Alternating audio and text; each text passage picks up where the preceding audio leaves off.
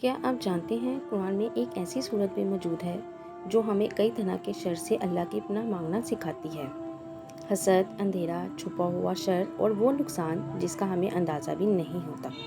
جانتے ہیں کہ آپ وہ کون سی صورت ہے؟ اس کا نام کیا ہے؟ اس کا نام ہے سورہ فلق۔ لیکن سوال یہ ہے، اللہ تعالیٰ نے خاص طور پر حسد کرنے والے کے شر سے پناہ مانگنے کا حکم کیوں دیا؟ آج کی اس ویڈیو میں ہم سورہ فلق کی ہر آیت کا ایسا پیغام سمجھیں گے جو ہماری روزمرہ زندگی سے بہت گہرا تعلق رکھتی ہے۔ بسم اللہ الرحمن الرحیم۔ السلام علیکم۔ قرآن پاک کی سورت صرف پڑھنے کے لیے نہیں بلکہ سمجھنے اور اپنی زندگی بدلنے کے لیے بھی ہیں۔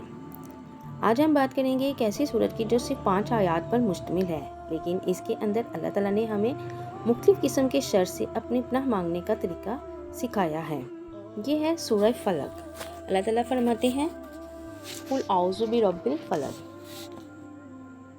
کہہ دیجئے کہ میں صبح کے رب کی پناہ مانگتا ہوں۔ غور کریں، اللہ تعالیٰ نے فرمایا رب الفلق یعنی صبح کو بیدار کرنے والا رب۔ رات کتنی ہی تاریک کیوں نہ ہو، آخرکار صبح ضرور ہوتی ہے۔ یہ ہمارے لیے ایک خوبصورت سبق بھی ہے کہ زندگی میں اندھیرے کتنے ہی بڑھ جائیں، اللہ تعالیٰ کے اختیار میں ہے کہ وہ ہمارے لیے روشنی پیدا کر دیں۔ پھر فرمایا من شر ما خلق، میں ہر اس چیز کے شر سے پناہ مانگتا ہوں جو اللہ نے پیدا کی، یعنی ہم اپنے رب سے ہر اس شر سے حفاظت مانگتے ہیں جو ہمیں نقصان پہنچا سکتا ہے۔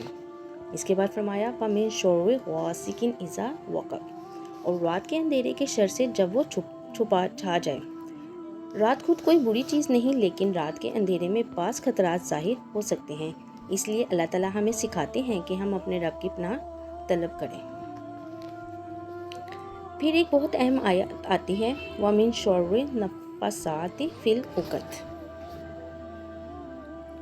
اور گروہوں میں پھونکنے والوں کے شر سے، یعنی یہاں ہمیں ان کے اعمال سے اللہ کی پناہ مانگنے کی تعلیم دی گئی ہے جو لوگوں کو نقصان پہنچانے کے لیے کیے جاتے ہیں۔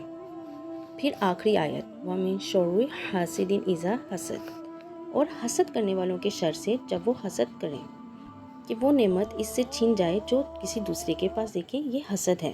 ہمیں نہ صرف دوسروں کے حسد سے اللہ کی پناہ مانگنی چاہیے بلکہ اپنے دل کو بھی حسد سے پاک رکھنے کی کوشش کرنی چاہیے۔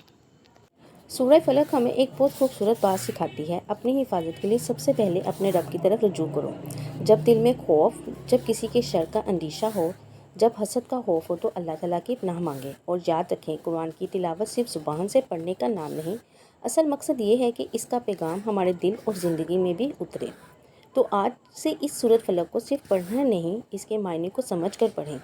اللہ تعالیٰ ہمیں ہر قسم کے شر سے محفوظ فرمائے، ہمارے دلوں کو حسد سے پاک فرمائے اور ہمیں اپنی خاص حفاظت میں رکھے۔ آمین۔ اگر یہ ویڈیو فائدہ مند لگی ہو تو اسے دوسروں تک بھی ضرور پہنچائیں، کیونکہ ممکن ہے کہ آپ کے ایک شیئر سے کسی دوسرے مسلمان کو قرآن کی اس خوبصورت تعلیم سے روشناس کرا دے گی۔ جزاک اللہ۔